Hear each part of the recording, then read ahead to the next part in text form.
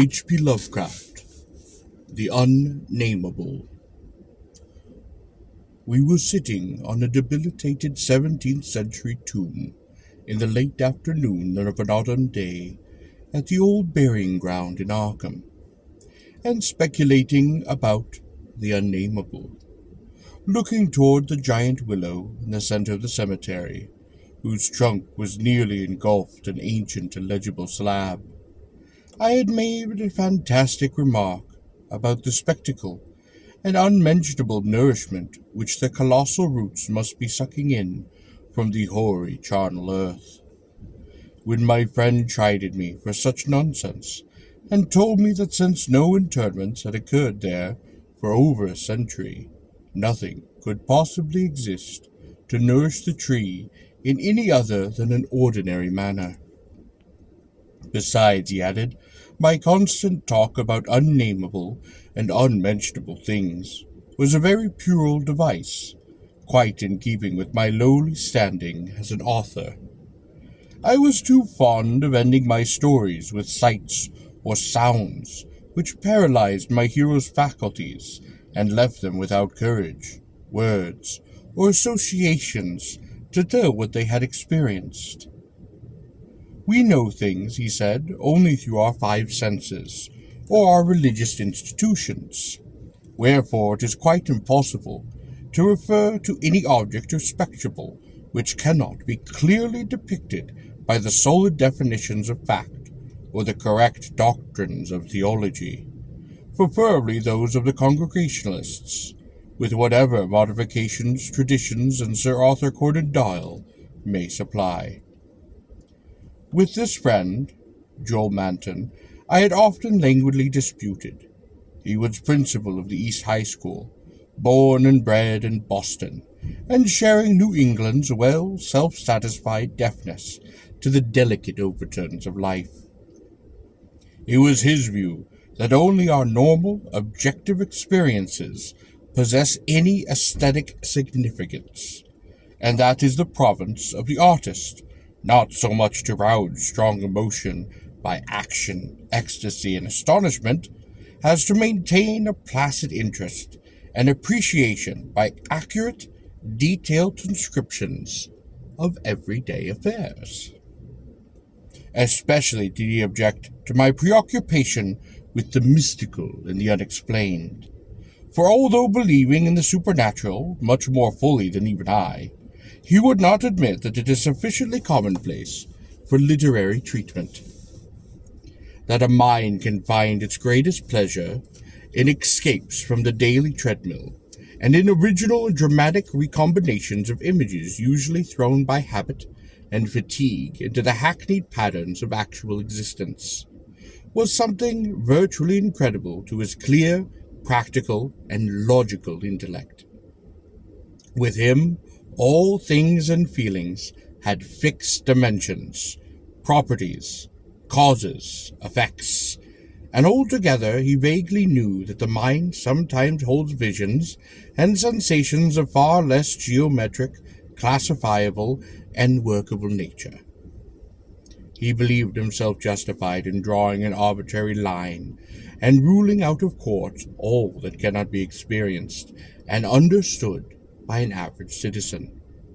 Besides, he was almost sure that nothing could be really unnameable. It didn't sound sensible to him. Though I well realized the futility of imaginative and metaphysical arguments against the complacency of an orthodox sun-dweller, something in the scene of this afternoon colloquy moved me to more than usual contentiousness. The crumbling slate slabs, the patriarchal trees, and the centered, gambrel roofs of the witch-haunted old town that stretched around. All of this combined to rouse my spirit in defense of my work, and I was soon carrying my thrusts into the enemy's own territory. It was not, indeed, difficult to begin the counterattack, for I knew that Joel Manton actually half clung to many old wives' superstitions, which sophisticated people had long outgrown. Beliefs in the appearance of a dying person upon distant places, and in the impressions left by old faces upon the windows through which they had gazed all their lives. To credit these whisperings of rural grandmothers, I now insisted and argued a faith in the existence of spectral substances upon the earth apart from and subsequent to their material counterpoints. It argued the capability of believing in phenomena beyond the normal notions.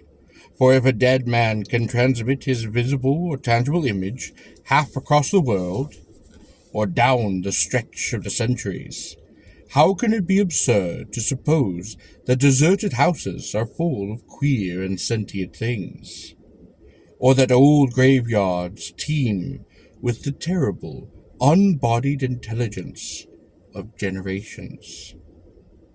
And since spirit, in order to cause all the manifestations attributed to it, cannot be limited by any of the laws of matter, why is it extravagant to imagine psychically living dead things in shapes or absence of shapes, which must for human spectators be utterly and appallingly unnameable? Common sense, in reflecting upon these subjects, I assured my friend with some warmth, is merely a stupid absence of imaginative and mental flexibility. Twilight had now approached, but neither of us felt any wish to cease speaking.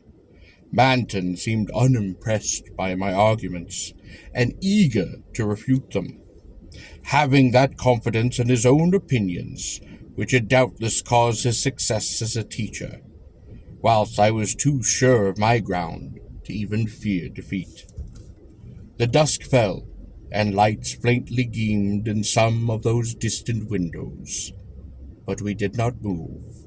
Our seat upon the tomb was very comfortable, and I knew that my prosaic friend would not mind the cavernous rift of those ancient, root-disturbed brickwork close behind us, or the utter blackness of the spot brought by the intervention of a tottering, deserted 17th-century home between us and the nearest lighted road.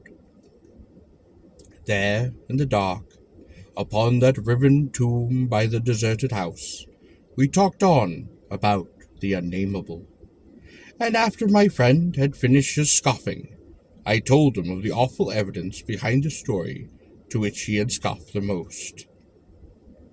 My tale had been called The Attic Window, and appeared in the January 1922 issue of Whispers. In a good many places, especially the South and the Pacific Coast, they took the magazine off the stands and the complaints of silly milksops. But New England didn't get the thrill, and merely shrugged its shoulders at my extravagance.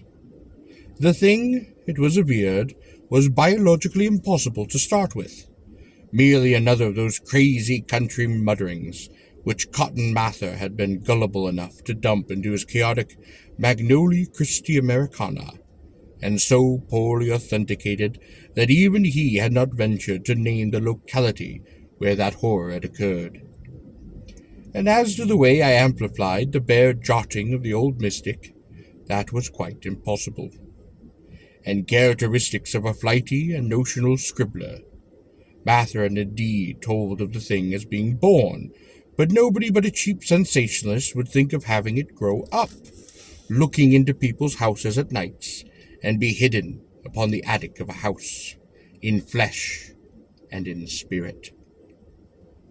Till someone saw it upon the window, centuries later, and couldn't quite describe what it was that had turned his hair gray. All this was flagrant trashiness, and my friend Manton was not slow to insist upon that fact. Then I told him that I had found in an old diary kept between 1706 and 1723. I had unearthed among family papers, not a mile from where we were sitting, that and the certain reality of the scars upon my ancestor's chest and back which that diary described. I told him, too, of the fears of others in that region, and how they were whispered down for generations, and how no mythical madness came to the boy who in 1793 entered an abandoned house to examine certain traces suspected to be there. It had been an eldritch thing. No wonder sensitive students shudder at the Puritan age in Massachusetts. So little is known of what went on beneath the surface. So little, yet, with a ghastly festering as it bubbles up putrescently in occasional ghoulish glimpses. The witchcraft terror is a horrible ray of light upon what was strewing in men's cursed brains. But even that is a trifle. There was no beauty, no freedom. We can see that form the architectural and household remains, and the poisonous sermons of the cramped divines. Inside that rusted iron straitjacket lurked gibbering hideousness, perversion, and diabolism. Here truly was the apotheosis of the Unnameable. Cotton Mather, in that demonic sixth book, which no one should read after dark, minced no words as he flung forth his anathema. Stern as a Jewish prophet, and laconically unamazed as none since his day could be, he told of the beast that had brought forth what was more than beast, but less than man. The thing with a blemished eye, and of the screaming drunken wretch that they hanged for having such an eye. This much he boldly told, yet without hint of what came after. Perhaps even he did not know, or perhaps he knew and he dared not tell. Others knew, but dare not tell. There is no public hint of why they whispered about the lock upon the door to the attic stairs in the house of a childless, broken, embittered old man who had put up a blank slate slab by an avoided grave, although one may trace enough evasive legends to curdle the most thinnest of blood. It is all in that ancestral diary that I found. All the hushed innuendos and fugitive tales of things with a blemished eye seen at windows in the night, or in deserted meadows near the woods. Something that had caught my ancestor on a dark valley road, leaving him with marks of horns upon his chest and of ape-like claws upon his back. And when they looked for prints in the trampled dust, they found the mixed marks of split hooves and vaguely anthropodic paws. Once, a post-rider said he and an old man, chasing and calling to a frightful, loping, nameless thing on Meadow Hill, on the thinly moonlight hours before dawn, and many did believe him. Certainly there was strange talk one night in 1710, when the childish, broken old man was buried in the crypt behind his own house, in sight of that blank slate slab. They never unlocked that attic door, but left the whole house as it was, dreadful and deserted. When noises came from it, they whispered, and they shivered, and they hoped that the lock upon the attic door was strong. Then they stopped hoping, when the horror occurred at the parsonage, leaving not a soul alive or in one piece. With the years, the legends take on a special spectral character. I suppose the thing, if it was a living thing, must have died. The memory had lingered hideously, all the more hideous because it was so secret. During this narration, my friend Manton had become very silent, and I saw that my words had indeed impressed him. He did not laugh as I paused, but asked quite seriously about the boy who went mad in 1793, and who had presumably been the hero of my fiction. I told him why the boy had gone to that shunned, deserted house, and remarked that he ought to be interested, since he believed that windows retained latent images of those who had sat upon them. The boy had gone to look at the windows of that horrible attic, because of the tales of things seen behind them, and had come back a screaming maniac. Manton remained thoughtful as I said this, but gradually reverted to his analytical mood. He granted for the sake of argument that some unnatural monster had really existed, but reminded me that even the most morbid perversions of nature need not be unnameable, or even scientifically indescribable. I admired his clearness and his persistence, and added some further revelations I had collected among that old people. Those later spectral legends, I made plain, related to monstrous apparitions, more frightful than anything organic could be. Apparitions of gigantic bestial forms, sometimes visible, and sometimes only tangible, which floated about on moonless nights and haunted the old house, the crypt behind it, and the grave where a sapling had sprouted beside an illegal slab. Whether or not such apparitions had ever gored or smothered people to death, as told in uncorroborated traditions, they had produced a strong and consistent impression, and were yet darkly feared by a very aged natives. Though largely forgotten by the last 2 generations, perhaps dying for lack of being thought about. Moreover, as far as aesthetic theory was involved, if the psychic emanations of human creatures be grotesque distortions, what coherent representation could express or portray so gibbous and infamous a nebulosity as the spectre of a malign, chaotic perversion, itself a morbid blasphemy against nature's law? Molded by the dead brain of a hybrid nightmare, would not such a vaporous terror constitute an all-loathsome truth the exquisitely and shriekingly unnameable? The hour must now have grown very late. A singularly noiseless bar brushed by me, and I believed it touched Manton also, for though I could not see him, I felt him raise his arm. And presently he spoke. "But is that house with the attic window still standing and deserted?" "Yes," I answered, "I have indeed seen it." "And did you find anything there, in the attic, or anywhere else?" "There are some bones under the eaves. They may have been what the boy saw. If he was sensitive, he wouldn't have needed anything in the window glass to unhinge him. If they all came from the same object, it must have been a hysterical, delirious monstrosity. It would have been blasphemous to leave such bones in the world, so I went back with a sack and took them to the tomb behind the house. There was an opening where I would dump them in. Don't think I was a fool. You ought to have seen that skull. It had 4-inch horns, but a face and a jaw something quite like yours and mine." At last I could feel a real shiver run through Manton, who had moved very near, but his curiosity was undeterred. "And what about the window panes?" "Oh, they were all gone.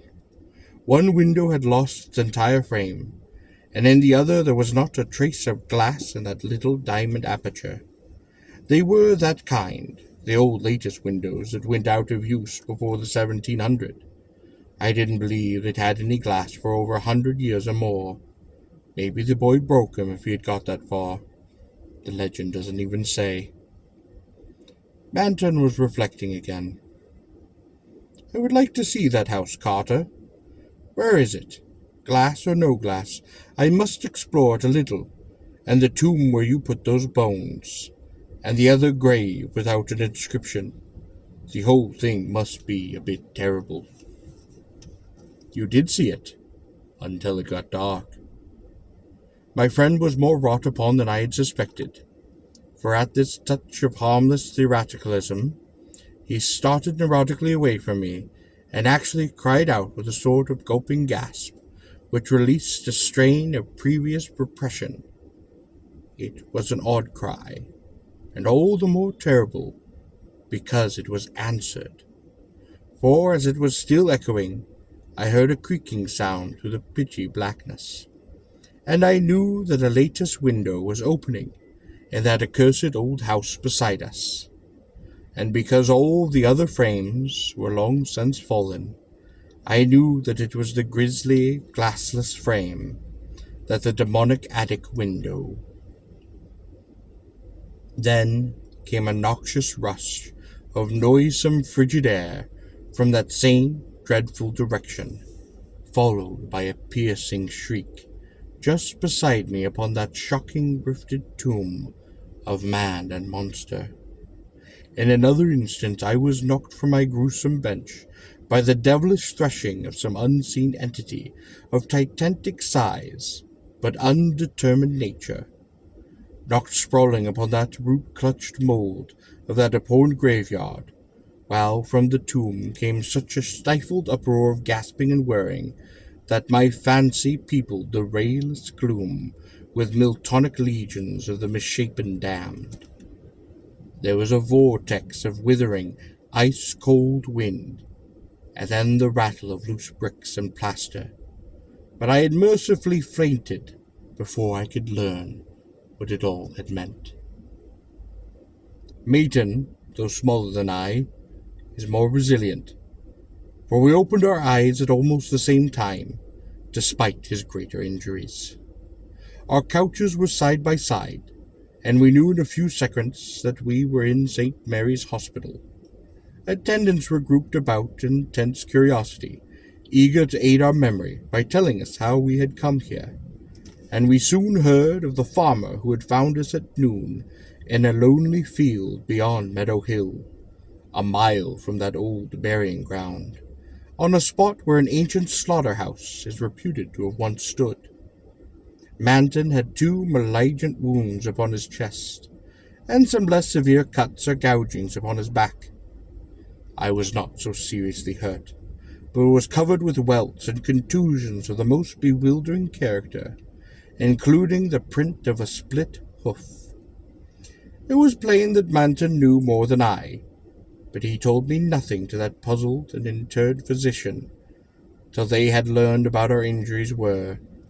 Then he said we were the victims of a vicious bull, though the animal was a difficult thing to place and account for. After the doctors and nurses had left, I whispered an awestruck question. "Good God, Manton, but what was it? Those scars, was it like that?" And I was too dazed to exult when he whispered back a thing I had half expected. No, it wasn't that way at all. It was everywhere. A gelatin, a slime, yet it did have shape. 1,000 shapes, all of horror, all beyond memory. There were eyes, and a blemish. It was the pit, the maelstrom, an ultimate abomination. Carter, it was indeed the Unnameable.